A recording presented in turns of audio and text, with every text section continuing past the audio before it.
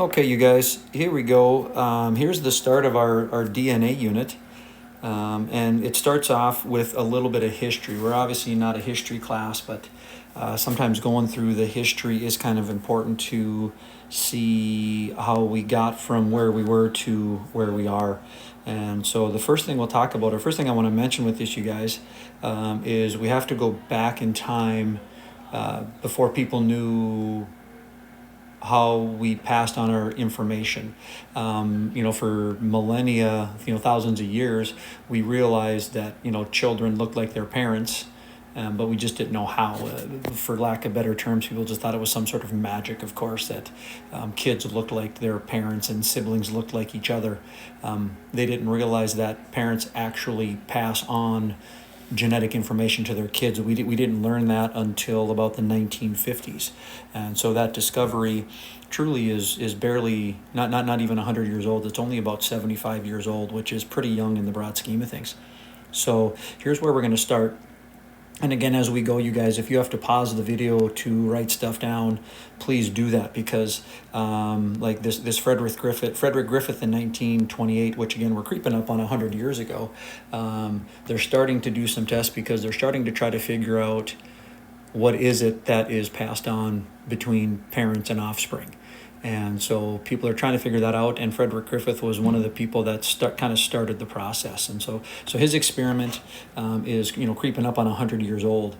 And so Frederick Griffith didn't figure out what was transferred from a parent to an offspring, but he figured that something was actually transferred. And so it's a little nitpicky, but I'm going to try to do the best I can. So Frederick Griffith, he was using two forms of bacteria. The S form is deadly, and the R form not deadly.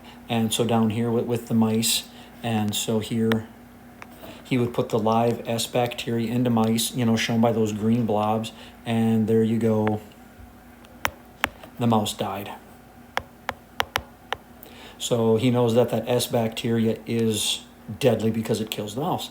Well, here, next one, he ran another experiment, and he was using the R bacteria, and shown by those red blobs. Well, he puts it in, and notice that mouse is alive.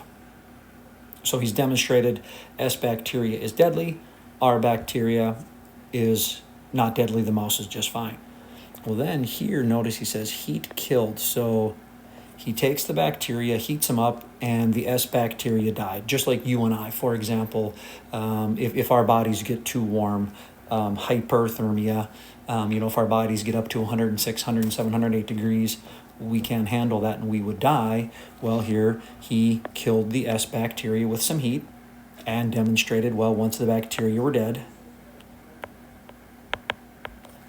the mouse was alive. So live S bacteria, bad. Live R bacteria, good. Heat killed S bacteria, good. Nothing happened to the mice. Well, the last thing he did, he took some heat killed S bacteria. You see the blue.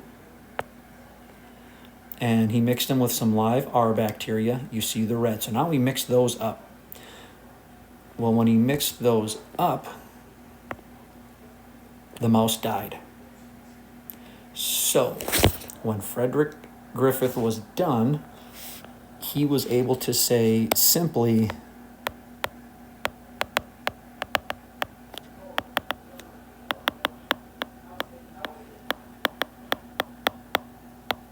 all he was able to say is something is transferred, because here with this experiment, he had the heat-killed S bacteria, the live R bacteria, and when he put those two together, the mouse died. So what he was saying is something got transferred from those heat-killed S bacteria to the R bacteria. So he had definitive proof that something is transferred. He didn't know what it was, but something. So that's the first step. Well, now we fast forward a little bit. Now we go to these three guys again. If you have to pause to write down information, please go ahead and do that. So now we jump ahead. Now we are at 1944, and please know I'm never going to ask you the years. I don't care about that kind of stuff. I care about what the people actually did. For example, Frederick Griffiths, I'm not going to ask you about when he did it. I'm going to ask you about, did he use bacteria? What did he figure out? Something is transferred, that kind of a thing. Avery, McCarty, and McLeod, so now we jump forward about 16 years. By this point in time, scientists were figuring it's either proteins or this newfound substance called DNA. So they didn't really know much about DNA, but they thought it might be the transferring material. So Griffith said, hey, something is transferred. I have no clue what, but my experiments show something is transferred. These guys, these three, Avery, McCarty, and McLeod, were going to set out to show, we want to show what's transferred. And when it was all said and done, they were able to say it's actually DNA, and that DNA was what's transferred. But the next slide is going to show how they did it. So these guys, here's the example of what they did. And so it's really confusing, and I'll try to explain it as best I can.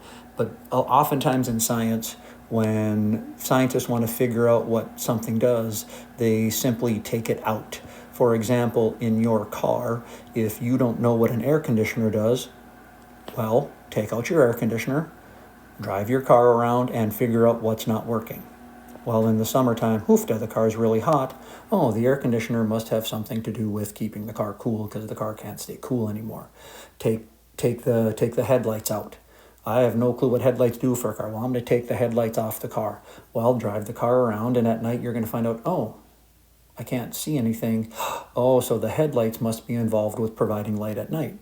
That's kind of what they do in the science world with living things. If they want to figure out what something does, they take that something, whatever it is, they take it out, and then they figure out what's not happening. So we're going to look over here. I'm going to do this. We're not going to look at this side.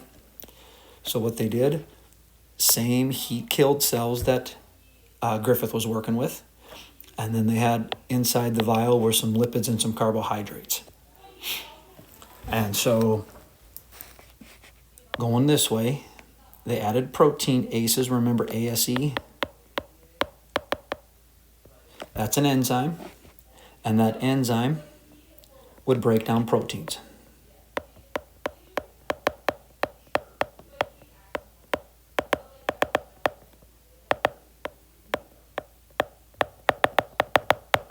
So that means there's no protein. So in the car, I want to find out what the air conditioner did, so I took the air conditioner out. Well, here, there's no proteins. They took the proteins out. Well, now they added the R cells, just like Griffith did. Well, those S cells still appeared. There was that transferring.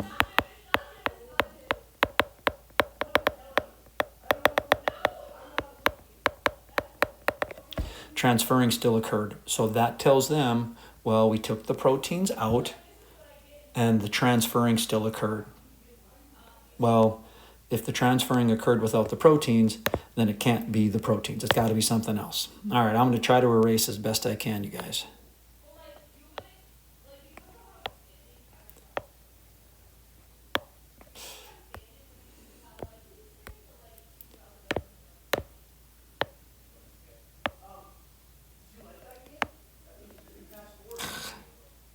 Working on it here, guys.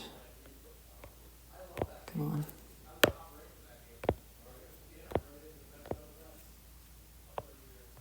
Well, we're going to go this way with it.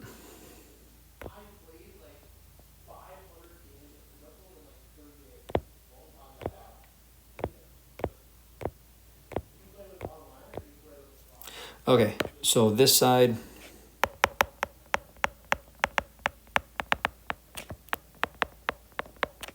So that means it's not proteins.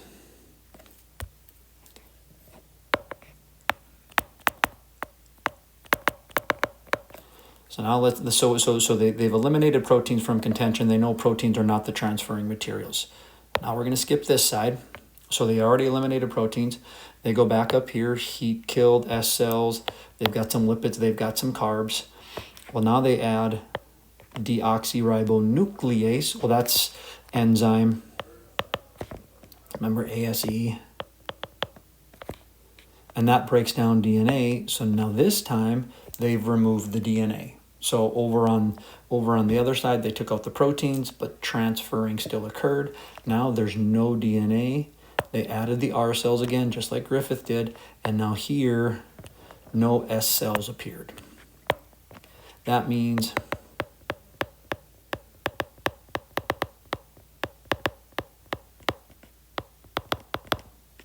transferring stopped. So that means they took the DNA out, transferring stopped. So what is the transferring substance? Well, DNA has got to be that genetic material, not protein, because when DNA was removed, the transferring stopped. And so these three guys right here, what's the transferring substance? They were debating between protein or DNA. Well, their experiment that we just talked about eliminated proteins and showed it had to be DNA. So this new player in the game, at the time DNA was a relatively new discovery, they realized, oh, this DNA is the stuff that parents are passing on to their offspring.